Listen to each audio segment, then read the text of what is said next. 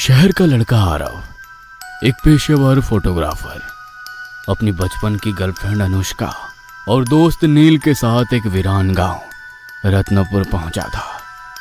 उसे वहां एक पुरानी हवेली की फोटो सीरीज शूट करनी थी जो वर्षों से वीरान थी। कहते हैं वहां रात को किसी औरत की सिसकियां सुनाई देती है।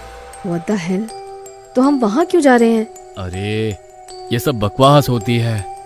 हालांकि कुछ लोग दावा करते हैं कि वहाँ काम पिशाचनी रहती है, एक ऐसी आत्मा जो सुंदर रूप में प्रकट होती है और फिर आदमियों की हवस के सहारे उनकी आत्मा चूस कर मार डालती है। मतलब मुझे डरने की जरूरत नहीं है। अगर ये सच हुआ तो वाट तुम लोगों की लगेगी। वाह वाह, कितनी खुश हो रही है ये सुनकर। हाँ क्यों नहीं, तुम्हें ही मरने का शौक चढ़ा है जो यहाँ आए हो शूट करने। अरे भाई, तूने वो कहावत सुनी है, जिस हवेली में हुस्न नजर आए वहाँ हड्डियाँ जरूर बिछी होंगी। ओह ब्रो, तू भी ना एक लड़की के नाम से डर रहा है। अबे ये सिर्फ बातें हैं बातें, और तेरा नाड़ा इतना ढीला है क्या कि एक भूतनी के सामने खुल जाएगा।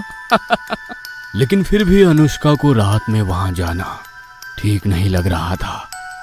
इस पर आरव कहता है, डोंट वरी बेबी, मैं हूं ना।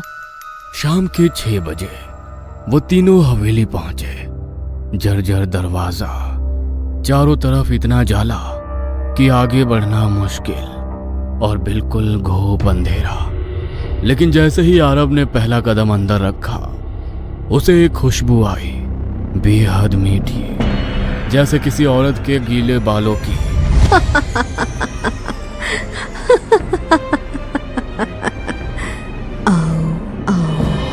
ये क्या सुना तुम लोगों ने? क्या? जैसे कोई लड़की हंसी हो। वापस चले क्या? नहीं, शायद मेरा वहम होगा। चलो शूट की तैयारी शुरू करें। पर आरव ने सबको नजरअंदाज किया और कैमरा और लाइट सेट करे। और तभी हवेली की ऊपरी मंजिल से एक काला साया गुजरा। भाई देख, ऊपर कोई है। अबे ये प्रोजेक्शन हो सकता है या कोई लाइट शैडो। चल यार, अब हर चीज को उससे मत जोड़। उन लोगों ने कुछ फोटोज क्लिक किए और फिर हवेली के बाहर आकर टेंट लगाकर बैठ गए। रात 10 बजे नील और अनुष्का टेंट में आराम कर रहे थे, लेकिन आरव कैमरा लेकर हवेली में अकेला लौट आया। ये आरव अंदर वापस क्यों जा रहा है? शायद कोई इक्विपमेंट भूल गया होगा। उधर आरव को हवेली में एक लड़की मिली, कामिनी। सांवला रंग, गीले बाल, लाल चुनरी, आंखों में कुछ ऐसा जो सीधा मन के भीतर उतरता था। तुम आ ही गए, मैं जानती थी। तुम कौन हो? यहाँ क्या कर रही हो? मैं यहाँ रहती हूँ और अब से तुम भी यहीं रहोगे मेरे साथ। ओह, कोई एक्टिंग कर रही हो क्या? लोकल थिएटर से हो? नाटक नहीं करती मैं, नरक दिखाती हूँ। मतलब मैं जानती हूँ तुम अपनी प्रेमिका से संतुष्ट नहीं हो। आओ मैं तुम्हें बताती हूँ प्यार क्या होता है। मेरी आंखों में देखो। आरव को 1 सेकंड के लिए उसकी आंखों में सुर्ख आग दिखी। उसका बदन ठंडा पड़ गया, लेकिन मन फिर भी खींचता चला गया। कामिनी की आंखों में वो जादू था या शायद कोई शराब। वो उसे ऊपर कमरे में लेकर गई। नीचे टेंट में अनुष्का सो चुकी थी, लेकिन अचानक उसकी आंख खुली। उसे किसी औरत की हंसी सुनाई दी, लेकिन ये कोई आम हंसी नहीं थी। यह वही हंसी थी जो वो बचपन में अपने बुरे सपनों में सुनती आई थी। आखिर तुम आ गए। ये कैसे हो सकता है? क्या हुआ? नील, मुझे यकीन है ये वही है, काम पिशाचनी। सपना देख रही हो क्या? तुमने वो आवाज नहीं सुनी क्या? अरे शिट, हम लोग सो गए और आरव अभी भी ऊपर है। इतने में ऊपर से आरव की चीख सुनाई दी, बचाओ, कोई है, बचाओ। नीचे टेंट में अनुष्का और नील के पैरों तले जमीन खिसक गई थी। मैंने कहा था उससे यहाँ मत आओ, खास तौर पर रात में ना जाना अंदर, लेकिन नहीं माना। अब क्या करें? ऊपर चलें क्या? नहीं, मुझे खुद जाना होगा, क्योंकि मैं उसे जानती हूँ बहुत पहले से। उधर आरव हवेली के अंदर एक बिस्तर पर पड़ा था, आंखें लाल। सामने खड़ी थी कामिनी, या यूं कहे कि काम पिशाचिनी। अब उसका चेहरा मासूम नहीं बल्कि भयानक था। उसकी गर्दन टेढ़ी, आंखें अंधेरे में जलती हुई और बाल हवा में लहरा रहे थे। जानते हो आरव, मर्द जब किसी औरत को सिर्फ उसके शरीर से देखता है तो वो खुद को शिकार बना लेता है। तो कौन है? मैं वो औरत हूँ जिसे हवस की आग में जला दिया गया था, जिसकी चीखें कभी रुकती नहीं। मैं काम पिशाचनी हूँ और तू मेरा 100वां शिकार। कामिनी की आंखें धीरे धीरे लाल से काली होने लगी और उसके पीछे दीवार पर बने आईने में आरव ने देखा। उसके शरीर से एक एक करके धुएं जैसी परछाइयां निकल रही थी, जैसे उसकी आत्मा खींची जा रही हो। आरव, आरव! तभी नील भी भागते भागते उसके पीछे आ गया। हम इसे नहीं रोक सकते। वो पिशाचनी है, इंसान नहीं। उसे मैं ही रोक सकती हूँ। नील कुछ कहता है इससे पहले अनुष्का की आंखों से लाल रोशनी फूटी। तू कौन है? मैं भी एक काम पिशाचनी हूँ। बरसों पहले आरव ने अनजाने में मेरा आवाहन किया था। मैं तभी से उसके साथ हूँ। वो तब मात्र 15 साल का था और उस समय से मैं उसकी प्रेमिका बनकर रही हूँ। मैं तो तुम्हें इंसान समझता था। आरव के साथ रहते रहते मैं भी खुद को इंसान समझने लगी थी, लेकिन आज शायद वो दिन आ गया है जब मुझे अपना असली रूप सामने लाना पड़ेगा। मुझे अपने आरव को दूसरे काम पिशाचनी से बचाना पड़ेगा। उधर कमरे में कामिनी आरव को मारने की तैयारी कर चुकी थी। कोई आखिरी ख्वाहिश मेरे लाल? जल्दी बता, उसके बाद तेरे दोस्त नील को भी मौत के घाट उतारना है। नहीं, ऐसा ना करो। कोई मुझे बचाओ। मैं तो तुम्हारे साथ कुछ भी करना नहीं चाहता था, बस सम्मोहित हो गया था। झूठ, मुझे दिखता है हर दिल का सच। तेरी आंखों में सिर्फ हवस है। तभी अनुष्का कमरे में घुसती है। उसके हाथ में अब काले धागे से बंधा लोहे का त्रिशूल होता है। तुम लोग और अनुष्का क्या कर रही हो?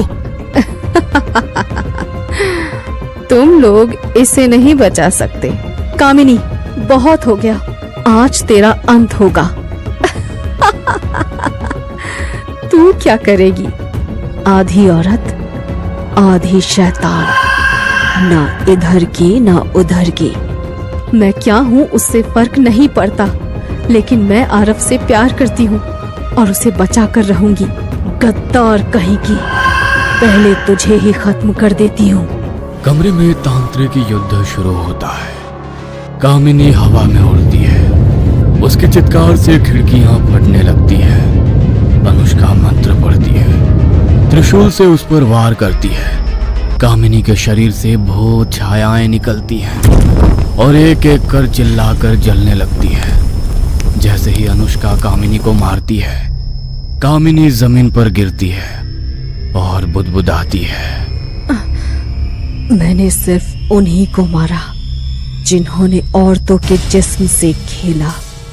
तेरा आरव भी ऐसा ही है और तू काम पिशाचनी होकर एक इंसान का साथ दे रही है। पछताएगी, पछताएगी तू। ये कहते कहते कामिनी भस्म हो जाती है। हवेली शांत हो जाती है। सब खत्म हो गया है ना? हाँ, अब सब ठीक है। चलो यहाँ से। वो लोग शहर आ गए। 3 दिन बाद एक शाम नील ने आरव से कहा, आरव, तुझे तो याद भी नहीं होगा, लेकिन क्या? अनुष्का वो इंसान नहीं है, वो भी एक काम पिशाचनी है जिसे तूने खुद बुलाया था 15 साल की उम्र में। क्या बकवास है ये? यही सच है, तभी से वो तेरे साथ है, तेरी गर्लफ्रेंड बनकर। वो शायद तुझसे प्यार भी करती हो, पर है तो वो काम पिशाचनी ही ना। क्या भरोसा। आरब के होश उड़ गए। उसकी बातें धीरे धीरे आरब के जहन में उतरने लगी। अनुष्का का चेहरा अब उसके लिए एक पहेली बन चुका था। उसी रात आरब एक बाबा से मिला। उन्होंने उपाय बताया। उसे विवाह का प्रस्ताव दो। जब वो मंडप में तुम्हारे पास बैठे और अग्नि के चारों ओर फेरे लेने को तैयार हो, तभी मैं एक पंडित के रूप में उसे बंद करने वाले मंत्रों का जाप शुरू कर दूंगा। लेकिन याद रहे, जैसे ही वो समझेगी कि धोखा हो रहा है, वो भयानक रूप ले लेगी। हिम्मत रखना। अगले दिन आरब ने अनुष्का से शादी का प्रस्ताव रखा। अनुष्का चौंकी मगर मुस्कुराई और तुरंत हाँ कह दी। उसी रात एक मंदिर में मंडप सजाया गया। बाबा एक पंडित बनकर बैठे थे और नील पास ही खड़ा था। ओम मंगलम भगवान विष्णु। माफ करना अनुष्का। शादी शुरू हुई। फूल बरस रहे थे, मंत्र गूंज रहे थे। आरब और अनुष्का ने अग्नि के चारों ओर पहला फेरा लिया और तभी ओम काल रात्रि स्वाहा, ओम महाविनाशिनी स्वाहा, ओम काम पिशाचनी बंधनाय नमः। ये क्या मंत्र है? तुम पंडित नहीं हो। ये शादी नहीं, ये चाल है। आरब, इसे पकड़ो। तभी अनुष्का की आंखों से खून टपकने लगा। उसका चेहरा विकृत होने लगा, बाल बिखर गए और अगले ही पल धोखा। आरब, तुमने भी। अबे पकड़ इसे, ये बच ना पाए।